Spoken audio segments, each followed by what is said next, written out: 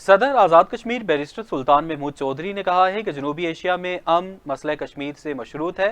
اگر مسئلہ کشمیر حل نہ ہوا تو پاکستان اور بھارت کے درمیان پھر جنگ کے امکان کو خارج از امکان قرار نہیں دیا جا سکتا۔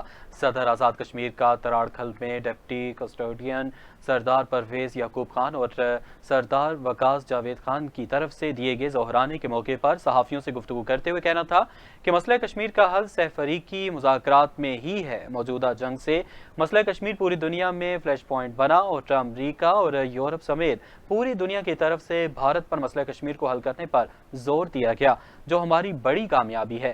انہوں نے کہا کہ امریکی صدر ڈونلڈ ٹرمپ جنگوں کے خلاف ہیں، وہ مسئلہ کشمیر حل کروا سکتے ہیں۔ بھارت جتنی بھی تردید کرے، امریکہ، برطانیہ اور سعودی عرب نے ثالثی کروائی ہے اور اسی ثالثی کے نتیجے میں ہی جنگ بندی ہوئی ہے۔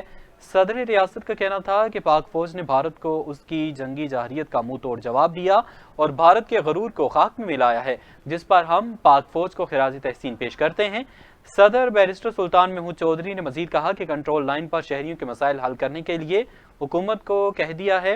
ایل او سی پر موجود آبادی نے پاک فوج کے ساتھ مل کر بھارتی جارحیت کا مقابلہ کیا، اس لیے ان کی مشکلات حل کرنا حکومت کا کام ہے۔